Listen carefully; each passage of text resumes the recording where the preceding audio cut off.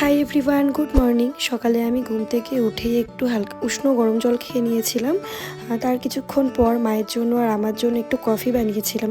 Personally আমি coffee খুব একটা পছন্দ করি না, কিন্তু এই কদিন একটু বেশি ঠান্ডা পড়ার জন্য সকালে কফিটা খেতে বেশ ভালো লাগছে। আর আজকের ব্রেকফাস্টে ছিল ম্যাগি, আমিই বানিয়েছিলাম। সেদ্ধ করে নিয়ে হালকা ফ্রাই করে নিয়েছিলাম। আর অনেক দিন হচ্ছে নেল পলিশ আমি পরি না, এক্সটেনশন করা ছিল বলে, তো রিমুভের পরে এই প্রথম নেল পলিশ পরলাম। আবার তারপরে স্নান করে রেডি হয়ে নিয়েছিলাম অদিতিদির বাড়ি যাব বলে। আসলে সেদিন যাচ্ছিলাম রাহুল ভাইয়ের জন্মদিন সেলিব্রেশনের জন্য। ভাইয়ের জন্মদিন 4th জানুয়ারি, তো কিছু কারণের জন্য সেটা সেলিব্রেট হয় 5th জানুয়ারি। যাই হোক, এই যে আমাদের বার্থডে বয়।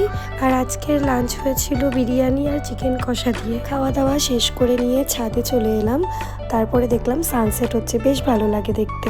তারপরে সবাই মিলে একটু উনো খেললাম। খেলা শেষ করে আবার বাড়িতে ফিরে এলাম, দেন একটু চা করে চা খেয়ে নিলাম। এভাবেই আজকের দিনটা বেশ ভালো কাটলো।